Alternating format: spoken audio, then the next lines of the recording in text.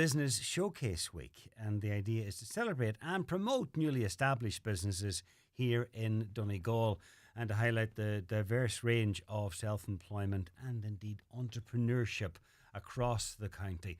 And we're joined by a couple of businesses. We will be each day this week, in fact, round about at this time. And we'll get to those businesses in just a second. But first of all, to give us a little bit of context from DLDC, Laura Mannion joins us as well. Laura, good afternoon. Hi, John. Thank you for having us on. No problem. So give us an idea of what the week is about. It's about shining a light on local business, startups and local businesses. Yeah, absolutely. As you said, it's all about promoting the entrepreneurship in the county. So over the course of the week, in partnership with Highland Radio, we're going to be promoting businesses on air and also on your Facebook page over the course of the week. And most of these businesses have been set up over the last year. They're all newly formed businesses. You know, they're all set up and they're all thriving under difficult circumstances. You know, it's not easy to set up a business in this climate. So we really want to just take this week to, I suppose, there's twofold reasons why we're doing the week. We want to promote the businesses, you know, give them a chance to increase their own customer base, to showcase the fantastic talent of businesses and the diverse range of businesses we have in the county. And also, I suppose, from DLDC's point of view, we want the listeners at home, if they have an idea for a business themselves that's burning in the back of their mind, they can come in and talk to us as well and just kind of explore that idea a bit further. Okay, and when they do then, what can DLDC do for them? Well, DLDC would bring you in for a meeting. Well, first of all, we have two events happening this week, first of all. So we have our Exploring Self-Employment Workshop. Yes. There's still spaces left on that. So if anybody's interested, they can join us for that. That's on what day? It's on Thursday from 10 o'clock to 3 o'clock in the Mount Errigal Hotel. And booking for that is essential. So drop us a line at info@dldc.org for that. But also in three of our offices, our Gweedore office, our Donegal Town office and our Letterkenny office this Friday from 10 until 2. You can drop in at any time and one of our enterprise support team will be there to meet you and bring you through your idea. Over and above that though, get in touch anytime. Our details will be at the end of this, I suppose, and we are always open to a conversation. Okay.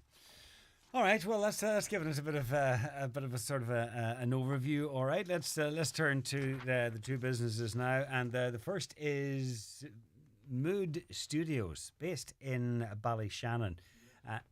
Yes.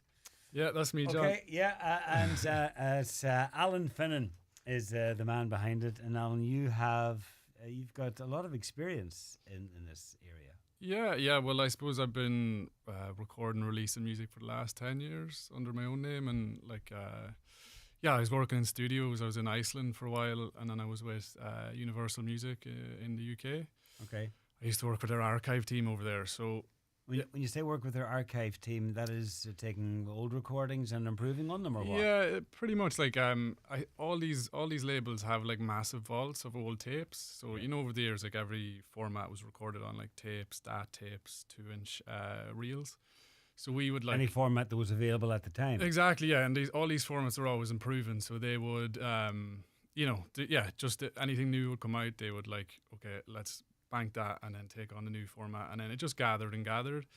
So now, like, if say someone wants to come in and re-release like I don't know, like a Metallic album or something, they'll go through the archive, see what the best quality they have is on the recording, and then we transfer it and then send it out, and that would be put on to vinyl or something like that. Okay. Yeah. And you were based where? In London for that. Yeah. So then I suppose that's where I first heard of Dolby Atmos and like surround mixing as well, and that's a big part of Mood Studio.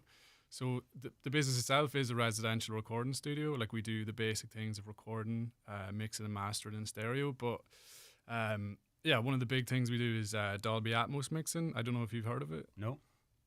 Explain it to us. So Dolby, in layman's terms? In layman's terms, it's pretty much from, like, your normal song is in stereo, right? So you have your two speakers. Yeah. So this is pretty much taking the two speakers and bringing it out into the room. So you have, like, in our setup, we have 7 speakers around you, 1 sub and 4 on the ceiling. So, like, say, like, the guitar is, like, you're just hearing it from the left speaker. Now it's, like, behind you or in the room. Or, like, if someone's recorded an amp, and then you can just put the amp behind your head or something. Maybe that's not the best explanation, but like, I don't know, like when you hear it, you're like, wow, like how was I just listening in stereo, you know? This is like, I don't know, it's just like this brand new thing. Okay.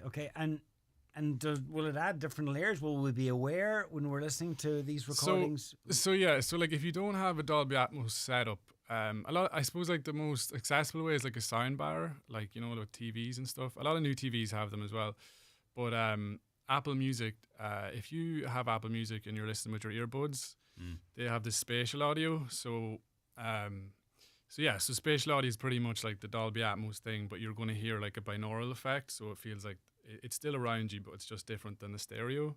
Okay. Other than that, you're going to have to come into the studio and have a listen to it as well. To get a full appreciation. Full appreciation, yeah. All right. But do you think over time that more and more people will be embracing and using the various ways to listen to music in this way and to fully appreciate this? Yeah, I definitely think so. I think like if Spotify gets on board, that'll be the big one, Yeah. But like I think like most people do listen to their music on headphones, so it is a case of like, if like like VR and AR and all these things come down the line, I think it's going to be more a case of like you don't know what you're going to listen to music on anymore. It could be anything. So I think like, yeah, it's just not going to be two speakers anymore. It's going to be like, okay, different. We just don't know what. We don't know. We don't know. But you're well placed anyhow to give them a platform. Now, Mary Dunn's in the studio as well. And Mary, you're a music teacher and a very experienced music teacher at that. Recently returned here from where? From New Zealand. I just arrived back last year and restarted my business back here in Letterkenny. Yeah. And that business is? Well, you see, I sort of fell into music education, but yes, I'm a music teacher here. I teach primary school classroom music. So teaching children what a beat is and rhythm, and using lots of fun ways to teach that. So I'm not teaching musicians. I'm just teaching people the love of music. So even if they don't have to be talented in music, it's very accessible. But my background is as a singer-songwriter and performer, so I can bring those skills into the classroom because I feel like I'm sort of validated. Okay. I'm going to talk to this man about recording actually as well. I got an EP ready to go. Well, there you go. I was just saying, making connections already. You're in the right room today. I am. Sure. Yeah. And is that what you did as well in New Zealand? Were you teaching children? Any difference between teaching children music in New Zealand and Ireland is universal? No, it is exactly the same as far as my perspective is. Everything that I've tried and any ideas that I've come up with that have been successful in New Zealand are working here as well. The children do pull me up on my accent. Sometimes I still kind of sing in a kind of a New Zealand accent.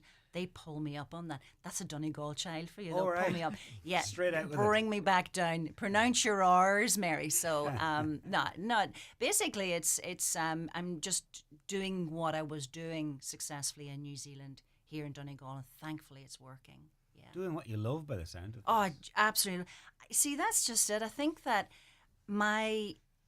the reason why I'm doing it, what I get out of it is that when I think about this child when they're like 40 years of age, I want them to say something like, oh, well, I was never much good at music, but by God, I really enjoy those music lessons. It's just that love of music is so important. Yeah. And you have a real focus on children who have additional needs.